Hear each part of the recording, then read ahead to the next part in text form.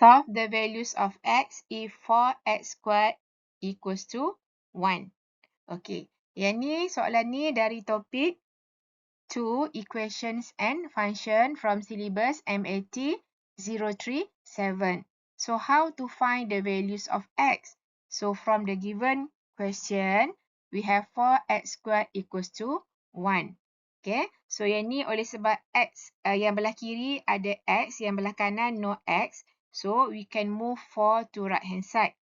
4 hubungan dengan x squared adalah darab. So when we move 4 to right hand side, so we have x squared equals to 1 over 4. And then x squared ni kalau kita nak x saja, we can move squared to right hand side. So akan jadi square root. Okay, so normally when square root, we can write plus and minus sign. Okay, so x equals to plus minus square root of 1 over 4. Okay, square root ni sebab square ni kita move to right hand side jadi square root. Okay.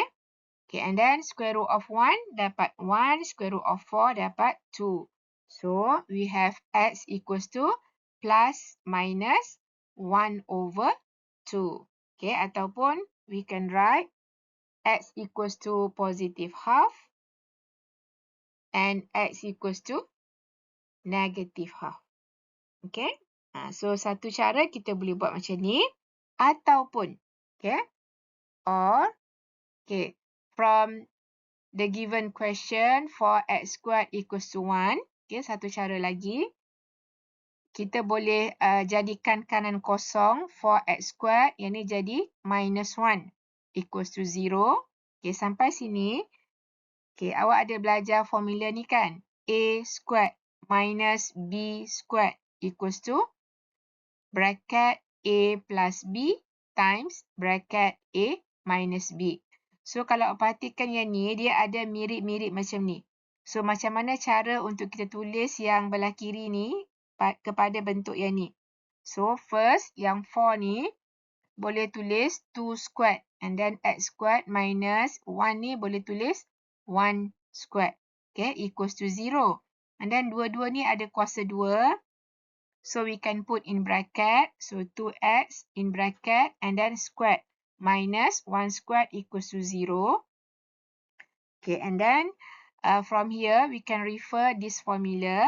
A squared minus B squared equals to bracket A plus B times A minus B.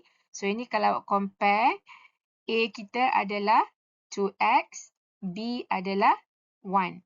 So, we can write using this formula, bracket 2x plus 1 times bracket 2x minus 1 equals to 0. Okay, so sampai sini, we can write 2x plus 1 equals to 0 or 2x minus 1 equals to 0.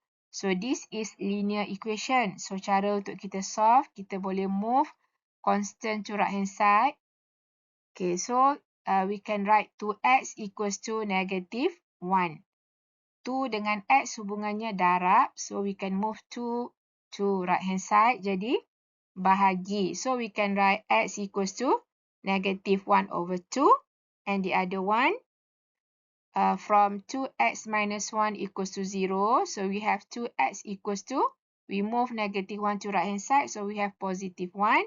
And then, 2 when we move to right hand side, 2 ni dengan x adalah darab. So, when we move to right hand side, jadi bahagi. So, we can write x equals to 1 over 2. So, kalau awak compare, jawapan ni sama kan?